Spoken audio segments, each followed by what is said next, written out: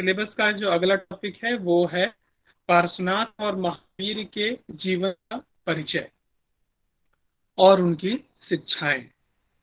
जीवन के परिचय में हम उनके फैमिली बैकग्राउंड, उनके अर्ली एजुकेशन, बर्थ प्लेस को लेकर के जो विवाद है वो जानेंगे। फिर ये जानने का प्रयास करेंगे कि इन दोनों तीर्थंकरों के दिए गए जो विचार हैं उन विचारों में क्या बेसिक अंतर है। इससे पहले कि मैं इनके बारे में बात शुरू करूं, मैं ये चाहूंगा कि क्या आप में से कोई बता सकता है कि ये जैन शब्द का अर्थ क्या होता है।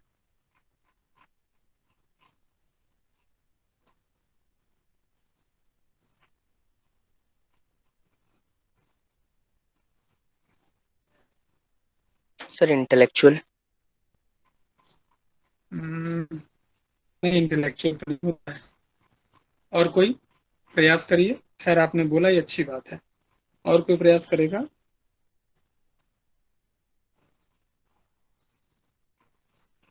Sir gene. सर भगवान भगवान महावीर को जिन कहा जाता है, जिसका अर्थ होता है विजेता। तो जैन का अर्थ है महावीर के अनुयायी।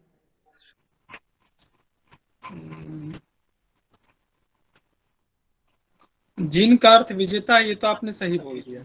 खुद पर विजेता, खुद महावीर के अनुयायी को जैन कहेंगे ऐसा नहीं है, पर ये आपने सही कहा कि जैन का अर्थ है विजेता। ये मैं सहमत हूँ। चलिए ठीक है, मैं अपनी बात शुरू करता हूँ। सबसे पहले तो जैन जो शब्द है वो जी धातु और नक प्रत्यय से बना है। जी धातु और नक प्रत्यय से बना है और इसका शाब्दिक अर्थ है जो आपके सहयोगी ने कहा, विजय, विजय प्राप्त करने वाला। तो विजय प्राप्त करने वाला किस प्रकार का? एक राजा भी तो विजेता होता है जो अपने प्रतिद्वंदी को पराजित करता है युद्ध के मैदान में, या कूटनीति से या किसी अन्य तौर तरीकों से। यहाँ विजेता का संदर्भ थोड़ा अलग है। यहाँ विजेता उसे कहेंगे जो अपने मनोविकारों से, जो राग द्वेष से, जो लोभ से, जो माया से, जो ईर्ष्या से, जो लालच से स्वयं को दूर कर देता है, जो सभी रागे द्वेष और मनोविकारों का दमन कर देता है, उस तरह के व्यक्ति को जिन कहा जाएगा। और जिन का शाब्दिक अर्थ होता है विजेता। केवल महावीर के फॉलोअर्स को जैन नहीं कहा जाएगा, बल्कि वो सभी व्यक्ति जो राग द्वेष, मनोविकार, ईर्ष्या, मोह माया, लालच इत्यादि का दमन कर देते हैं, वो कहे जाते हैं जैन, या उसका शाब्दिक अर्थ है विजेता। ये हो गई जैन शब्द की व्याख्या। इसी के बारे में कहा जाता है कि वो लोग जो इन विजय प्राप्त करने वालों के लिए जो परिपाटी, जो नियम बताए गए हैं, जो बताए गए हैं कि अगर अगर आप इन सभी पर विजय प्राप्त करना चाहते हैं, किन सभी पर? ईर्ष्या, लोभ, मोह, माया, लालच इत्यादि इत्यादि। अगर आप इन पर विजय प्राप्त करना चाहते हैं तो कैसे प्राप्त करेंगे? तो उसके जैन धर्म में रास्ते बताए गए हैं। उसे कहते हैं त्रिरत्न। इन त्रिरत्नों का अगर आप पालन करेंगे तो आपको विजय हासिल होगी। आप इन सभी पर का दमन कर देंगे। इसके करने वाले जैन कहते हैं।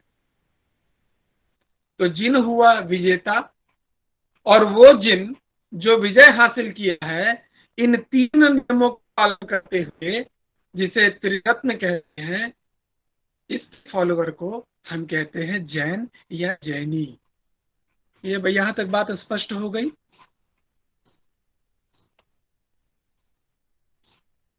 सर कुछ भी नहीं क्या सुनाई यहाँ दिया, नेटवर्क प्रॉब्लम है सर। आवाज मेरी नहीं जा रही है? यस सर, बिल्कुल भी नहीं समझ आया क्या बोला आपने। चलिए ठीक है, मैं वीडियो ऑफ कर दे रहा अब आ रही है। हूँ। मैं ये कह रहा हूँ, अच्छा, मेरी वीडियो ऑफ करने के बाद आवाज स्पष्ट जाती है? Yes sir. मेरे चेहरे में कोई खराबी है क्या?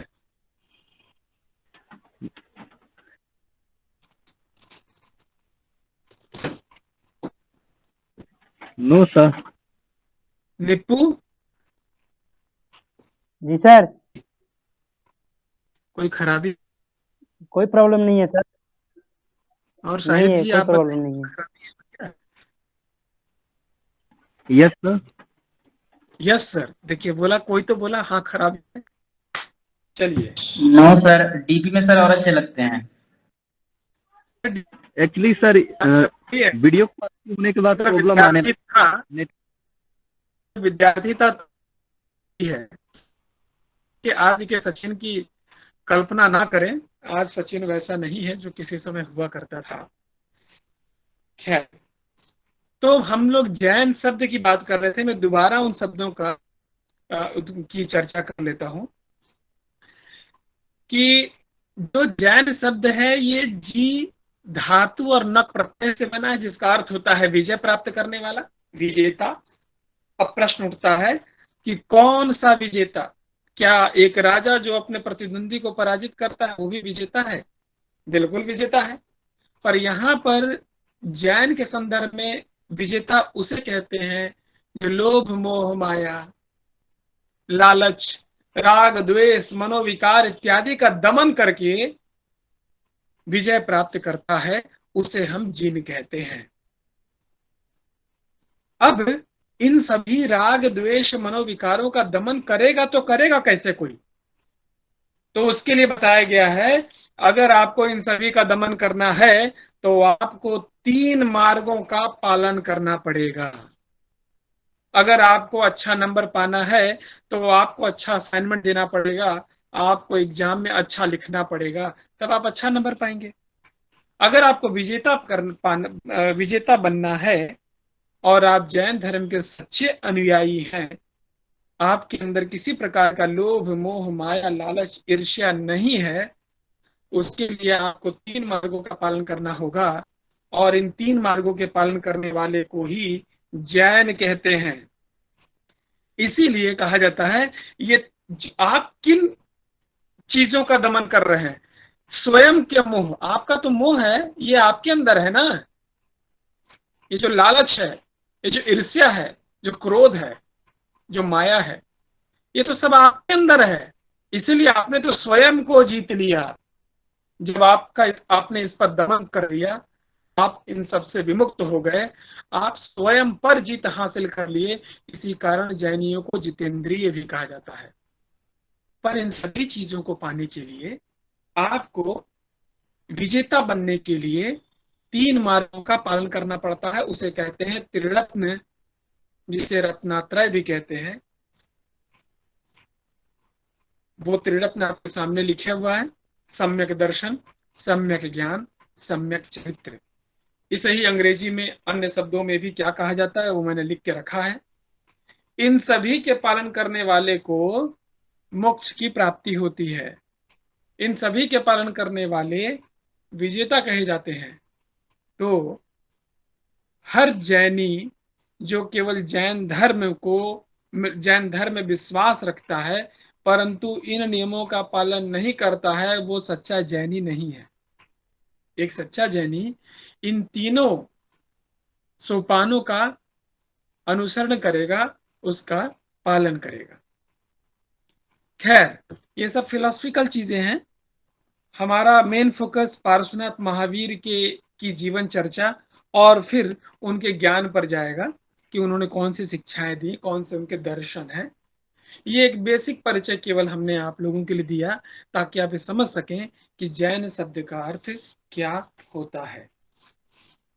अब दूसरी बात, आप सभी ने जैन धर्म के बारे में सुना है।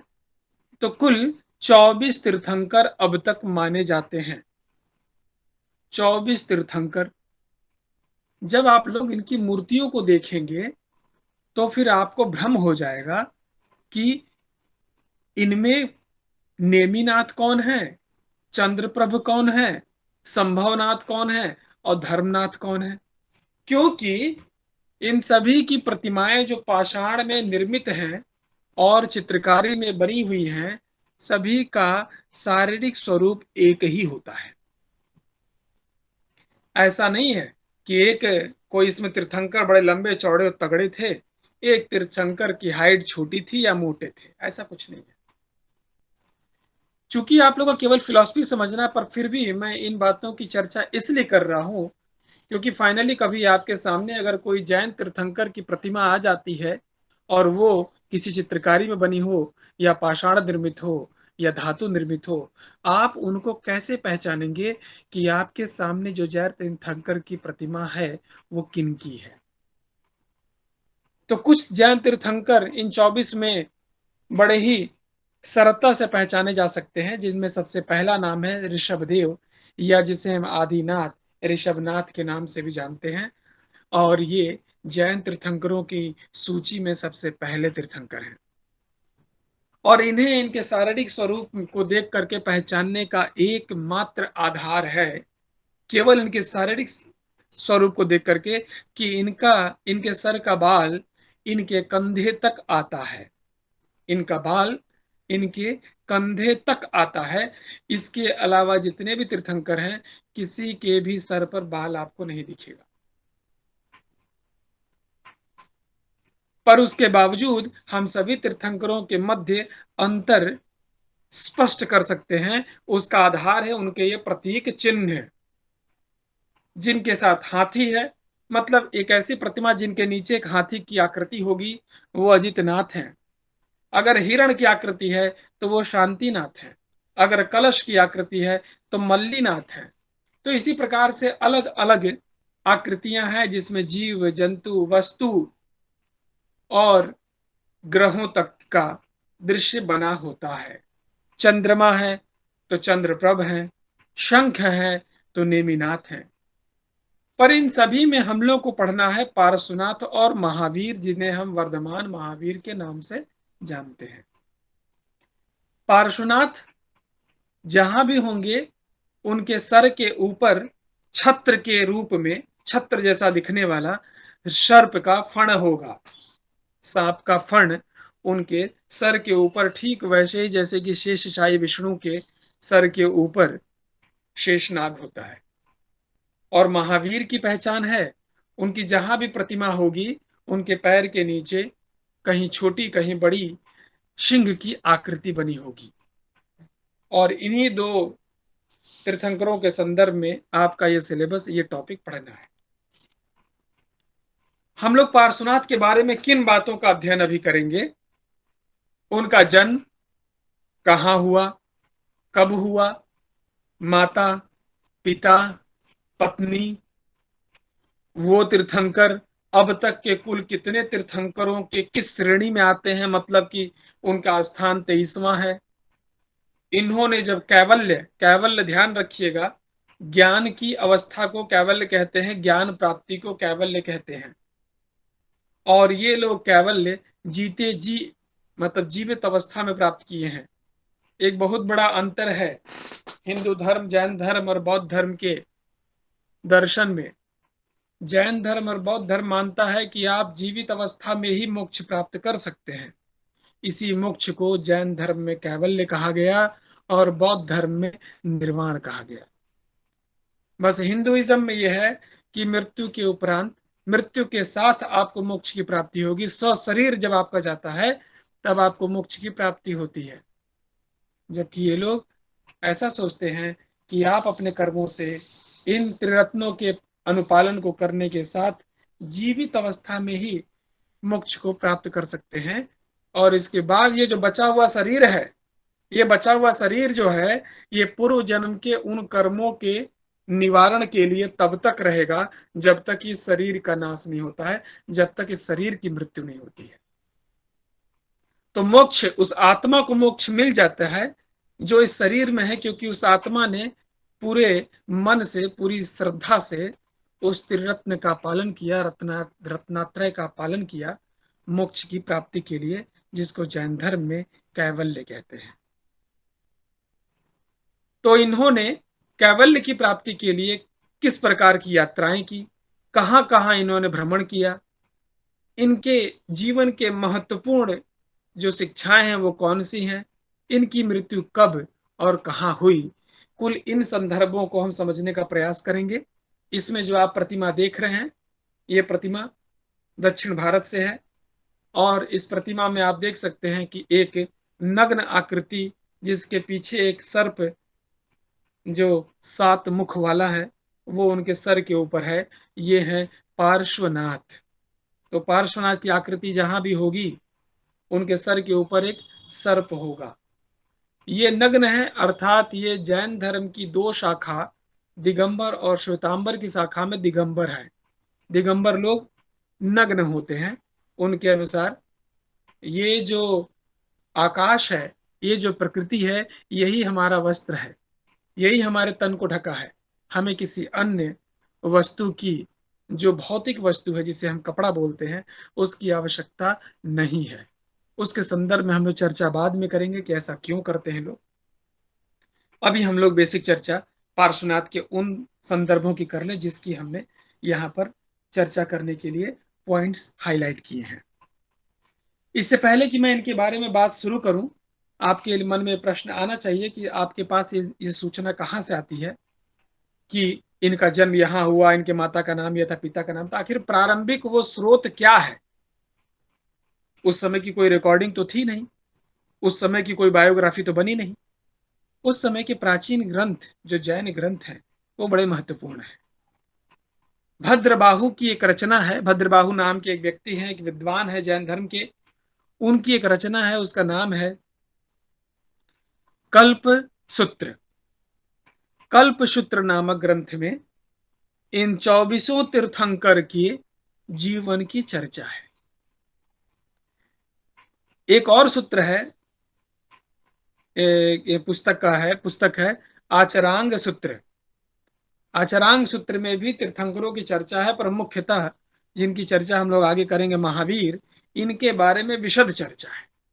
महावीर के बारे में विशद चर्चा है। इसी प्रकार से भागवत पुराण, इनमें भी इन सब के बारे में बहुत सारी चर्चा है। इन सब के अलावा अभी तो जितने मैंने ग्रंथों की चर्चा की, ये सभी जैन ग्रंथ हैं, जैन धर्म के ग्रंथ हैं। इनके अलावा ग्रंथ जैसे कि ऋग्वेद, यजुर्वेद, गोपथ ब्राह्मण, अथर्ववेद, इन सभी में इनके आदिनाथ जो हैं, ऋषभदेव प्रथम, जो प्रथम तीर्थंकर हैं, उनके नाम आए हैं। अब जब ये सारे नाम आए हैं, चूंकि ये नाम आए हैं, उसमें ये नहीं लिखा है कि ये जिन है या जैन है या जितेंद्रिय हैं, पर चूंकि जैन तीर्थंकरों के सूची में पहला नाम ऋषभदेव का है, इसी के आधार पर जैन तीर्थंकर, जैनी लोग अपनी प्राचीनता वैदिक काल से भी पूर्व से मानते हैं। ये एक साहित्यिक स्रोत है जिसे लोग मान रहे हैं। इसके अलावा ऐसे कई ग्रंथ हैं, सूत्र कृदंग, सुयगड़ंग, कल्प सूत्र, इन सभी में भी जैन तीर्थंकरों की चर्चा आई है। ये सभी हमने साहित्यिक स्रोत की चर्चा की। इसके अलावा अगर मैं आप लोगों से पुरातात्विक स्रोत की चर्चा करूं, तो सिंधु सभ्यता के समय से ही हड़प्पा, मोहनजोदाड़ो जो पुरास्थल है, उन पुरास्थलों में से ऐसे कुछ पुरावशेष प्राप्त हुए हैं जिनमें इसी प्रकार से नग्न मानव की एक पुरुष की प्रतिमा है। उस पुरुष की प्रतिमा को भी जैन तीर्थंकर के रूप में विद्वानों का एक बड़ा समूह स्वीकार करता है, और इसके आधार पर जैनी लोग अपनी प्राचीनता सिंधु घाटी सभ्यता तक तो कम से कम करते ही हैं। वो उससे भी प्राचीन अपने आप को मानते हैं, पर पुरातात्विक संदर्भ में वो कम से कम अपनी प्राचीनता सिंधु घाटी सभ्यता, और साहित्यिक संदर्भ में वो अपनी प्राचीनता वैदिक काल तक मानते हैं। ये हो गई एक सामान्य बातें जैन धर्म के लिए संदर्भ में। पार्श्वनाथ 23वें तीर्थंकर, इनका जन्म कब हुआ? 800 ईसा पूर्व। इनका जन्म 800 ईसा पूर्व हुआ। एक और तरीका याद करने का, अगले जो तीर्थंकर हुए हैं, जो 24वें तीर्थंकर हैं, वर्धमान महावीर, उनके जन्म से 250 वर्ष पूर्व उनके जन्म से 250 वर्ष पूर्व इनका जन्म हुआ था। इसके अनुसार इनकी जन्म तिथि हो गई 777 ईसा पूर्व। तो नियर अबाउट आप मान सकते हैं कि 8th सेंचुरी 8वीं शताब्दी ईसा पूर्व में इनका जन्म हुआ था। इनके जो मतलब इनके जो पिता हैं, वो पिता का नाम अश्वसेन था, जो बनारस के राजा थे। और इसी कारण ये माना जाता है कि पार्श्वनाथ का जन्म बनारस में हुआ था। पिता का नाम अश्वसेन था। वो कश्यप गोत्रीय विश्वसेन के नाम से भी जाने जाते हैं। मतलब इनके पिता का एक और नाम कश्यप गोत्रीय विश्वसेन भी है, और ये नाम उत्तर पुराण में आया है। इनकी माता का नाम वर्मला, कुछ ग्रंथों में वामा और उत्तर पुराण में ब्राह्मी के नाम से आया है। माता एक ही है, पर इतने नाम हैं इनके, अलग अलग ग्रंथों में अलग अलग, वर्मला या वामा या ब्राह्मी। इनकी पत्नी का नाम प्रभावती है, और ये जो प्रभावती थी, ये कुस्थल देश के राजा नरवर्मन की बेटी थी। पार्श्वनाथ ने विवाहोपरांत 30 वर्ष की अवस्था में अपने घर छोड़ दिया था, गृह त्याग कर दिया था। और उस 30 वर्ष की अवस्था में गृह त्याग करने के उपरांत कुल 83 दिनों तक सम्मेदक, जो सम्मेद शिखर पर्वत है, उस सम्मेद शिखर पर्वत पर इन्होंने कठोर तपस्या की, और उसके उपरांत इनको ज्ञान की प्राप्ति हुई। और इनका जो जीवन था वो कुल 100 वर्षों का था। ये 100 वर्ष तक जीवित रहे, अर्थात 30 वर्ष की अवस्था में घर का त्याग किए, 83 दिन की तपस्या के बाद इनको ज्ञान मिल गया, कैवल्य की प्राप्ति हो गई। तो इनके जीवन का 70 वर्ष इन्होंने केवल धर्म का प्रचार किया, जैन धर्म का प्रचार। इन्होंने विभिन्न यात्राएं की, खास करके इनकी जो यात्राएं हुई हैं वो उत्तर भारत के राजगृह, साकेत, श्रावस्ती, कौशाम्बी, हस्तिनापुर इत्यादि तत्कालीन महत्वपूर्ण नगरों में हुई थी।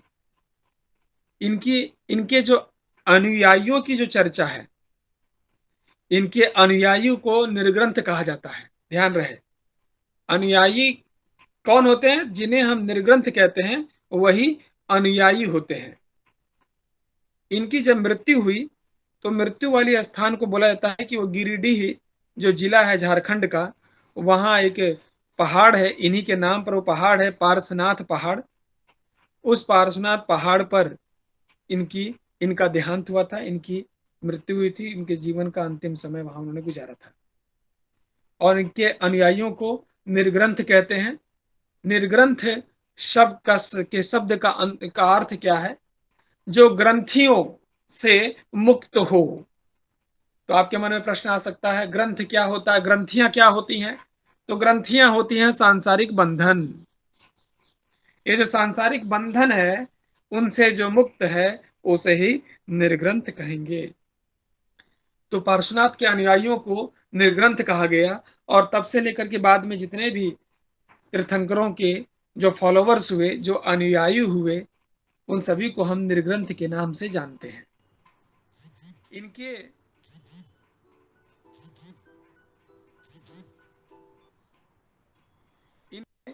जितने भी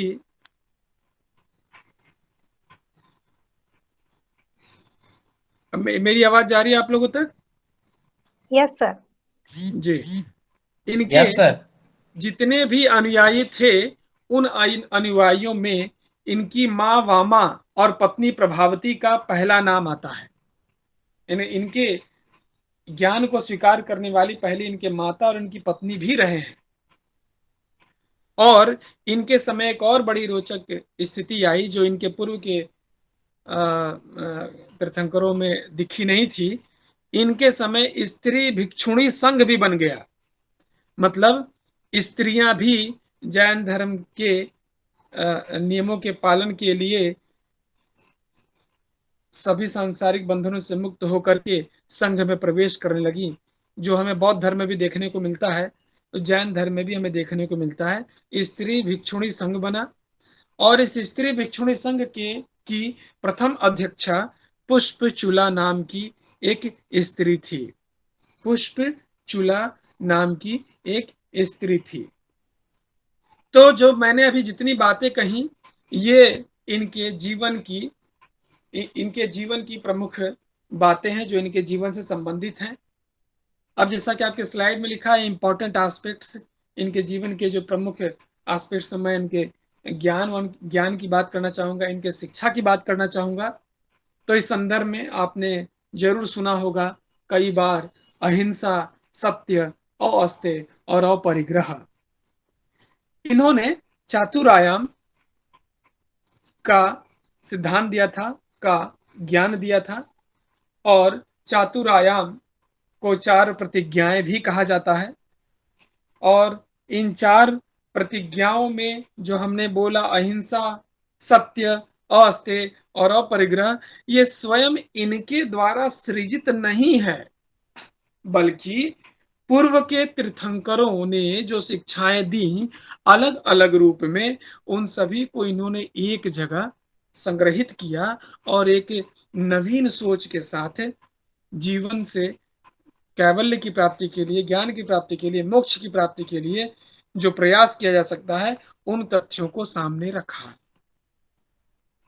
पूर्व के तीर्थंकरों से इनके सिद्धांत पूरी तरह प्रभावित थे और उन प्रभावित जो तथ्य हैं उनको समझने और जानने के बाद ही इन्होंने 4 प्रतिज्ञाएं अर्थात चातुर आयाम के सिद्धांत का प्रतिपादन किया, उसकी बात को कहा। ये इनकी शिक्षाएं हो गई। अहिंसा अर्थात हिंसा न करना। तो हिंसा न करना 2 प्रकार से होता है। हिंसा का मतलब यही नहीं हुआ कि आप किसी को शारीरिक रूप से कष्ट ना दें, अर्थात उसकी हत्या ना करें, चाहे वो कोई कीटाणु हो, वो जो रेंगने वाला कोई कीड़ा हो, कोई जीव जंतु हो, कोई पुरुष हो, कोई महिला हो, आप किसी का भी किसी भी रूप में हिंसा ना करें, शारीरिक ना उसको क्षति दें, ना उसकी हत्या करें, भले वो रेंगने वाला जीव ही क्यों ना हो, और वो किसी भी उद्देश्य से ना करें, ना खाने के उद्देश्य से, ना क्षेत्र विस्तार के उद्देश्य से, ना द्वेष के उद्देश्य से, ना किसी प्रकार के उद्देश्य से ना करें, हिंसा का पालन करें, हिंसा ना करें, इन बातों को जोर देते हैं। तो इसमें केवल और केवल मृत्यु या शारीरिक चोट की बात नहीं है, बल्कि उन्होंने बोला अपने वचन से, आपके व्यवहार से भी किसी के हृदय में कोई चोट ना पहुंचे। अगर आप ऐसा कर रहे हैं तो ये भी एक हिंसा है। आपका व्यवहार, आपका कटु वचन ये कहीं किसी को अगर आहत कर दे रहा है तो इनकी शिक्षा के अनुसार ये एक हिंसा है।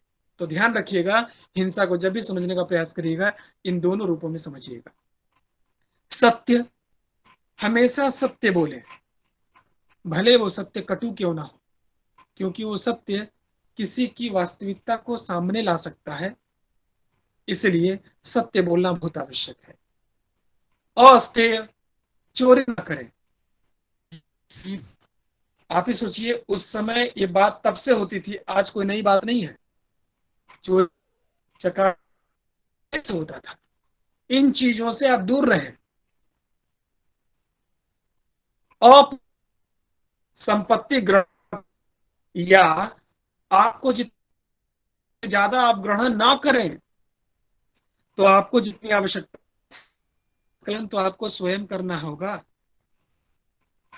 अगर आप जैन तीर्थंकर को, हाँ मैं को सच बोलने से तकलीफ हो सकती है,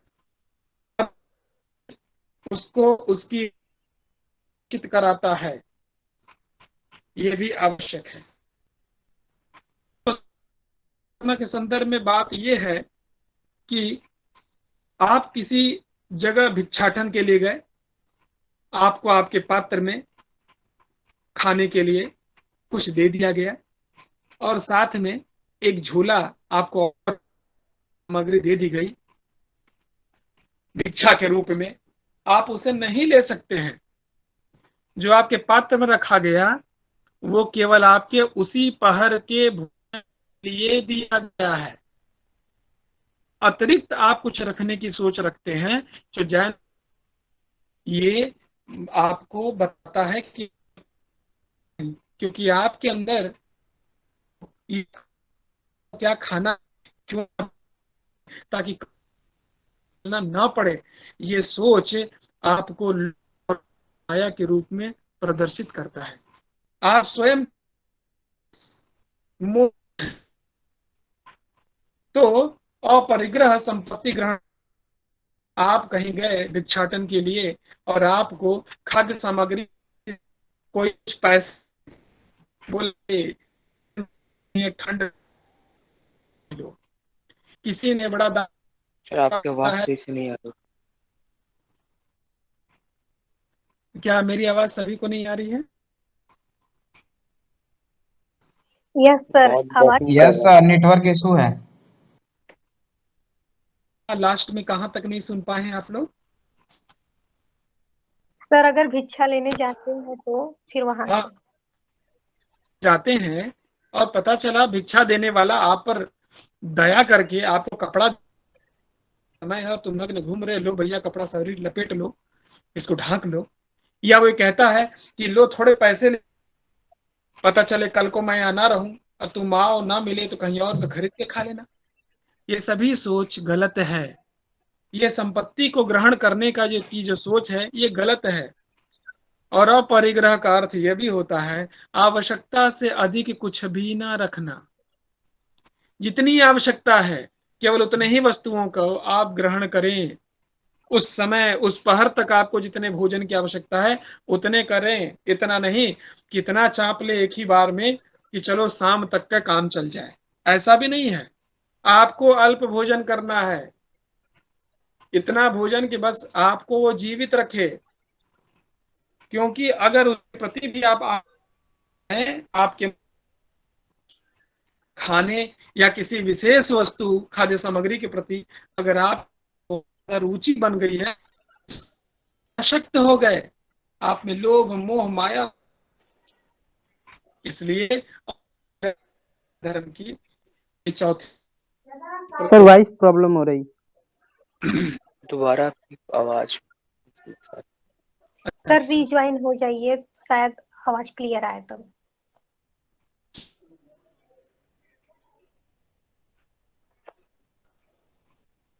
हेलो, अब मेरी आवाज नहीं जा रही अभी तक आप लोगों को? जी आ रही है। आ रही है सर। हाँ, मेरी बात कहाँ तक आप लोग सुन पाए थे? आवश्यकता से अधिक नहीं लेना चाहिए। हाँ, वो अपरिग्रह का मूल जो मर्म है वो यही है कि जितनी आवश्यकता आपके शरीर को है केवल उतना ही लें, और उतने वस्तु को लेने में किसी खाद्य सामग्री के प्रति आप आसक्त ना हो जाएं कि कोई विशेष आपको खाद्य सामग्री बड़ी पसंद है, आपकी जिह्वा को पसंद है, ये लालच है। ये वो उस खाद्य सामग्री के प्रति आपका मोह है, इसमें आसक्त हैं तो आपको कभी ज्ञान प्राप्त नहीं हो सकता है। आवश्यकता से अधिक कुछ भी ना रखना। तो ये कुल 4 प्रतिज्ञाएं हैं पार्श्वनाथ। इन्हीं 4 प्रतिज्ञाओं को हम लोग अब आगे बढ़ कि महावीर ने इन 4 प्रतिज्ञाओं में नवीन क्या किया। तो जो पार्श्वनाथ के सिद्धांत है, पहली बात तो ये कि पूर्व के तीर्थंकरों से वो प्रभावित हैं और इनके इस सिद्धांत है, इसे चतुरायाम या 4 प्रतिज्ञाएं कहते हैं। अहिंसा इन्होंने 22वें तीर्थंकर नेमिनाथ के सिद्धांत से ग्रहण किया। अहिंसा इन्होंने 22वें तीर्थंकर नेमिनाथ के सिद्धांत से ग्रहण किया। वहीं इन्होंने सत्य और अस्तेय नमीनाथ 21वें तीर्थंकर और ऋषभनाथ प्रथम तीर्थंकर से ग्रहण किया है। ठीक है, इनके सिद्धांतों में आपको क्या देखने को मिलेगा? श्रमण परंपरा का प्रभाव और पूर्व के तीर्थंकरों के विचारों का अनुपालन, ये इनके सिद्धांत में आपको देखने को मिलेगा। पर इनके सिद्धांतों में कौन सा विरोध आपको दिखता है? क्या कोई बता सकता है कि इनके सिद्धांतों में किसी प्रकार का विरोध भी स्पष्ट हो रहा है?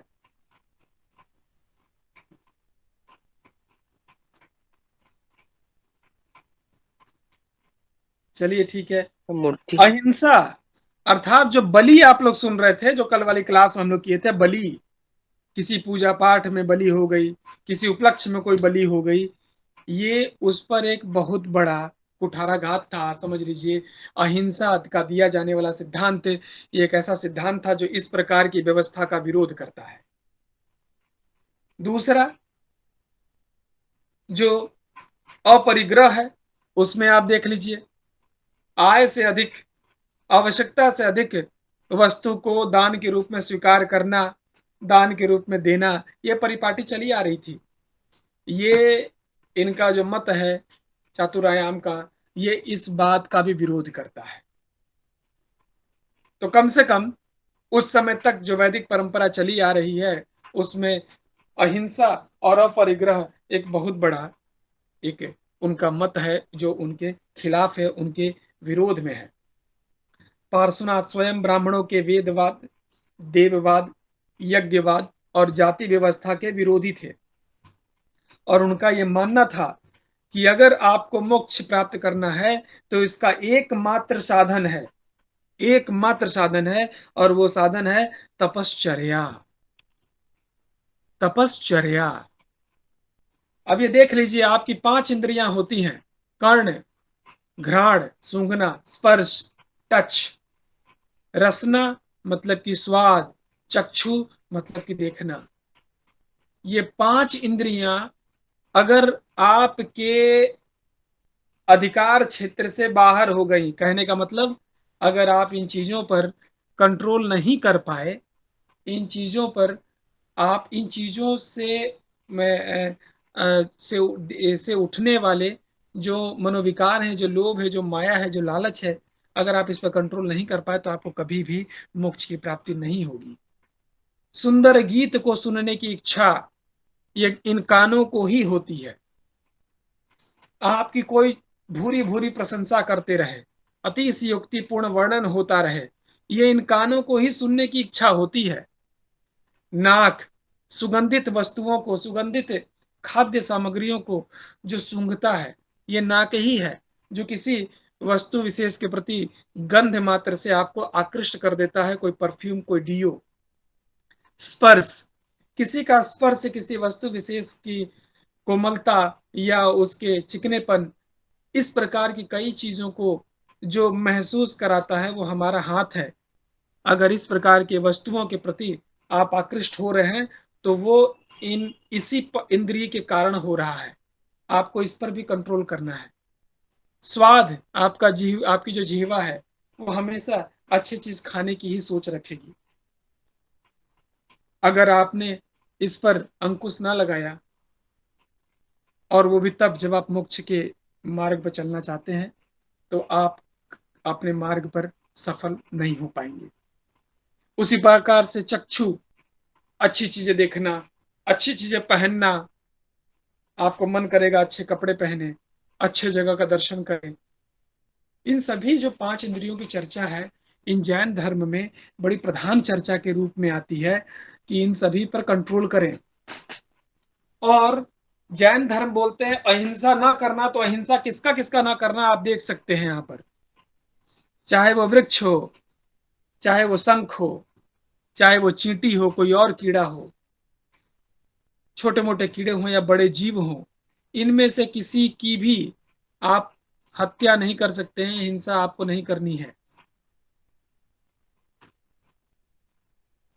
पर इनमें एक बात सामने आती है कि ये जो वृक्ष है, ये जो वृक्ष और जो अन्य प्राकृतिक वस्तुएं हैं, जैसे कि जल, जैसे कि भूमि, इनका आप उपभोग कर सकते हैं, क्योंकि उन्होंने ऐसा इसलिए बोला क्योंकि इन लोगों में एक ही सेंस होता है।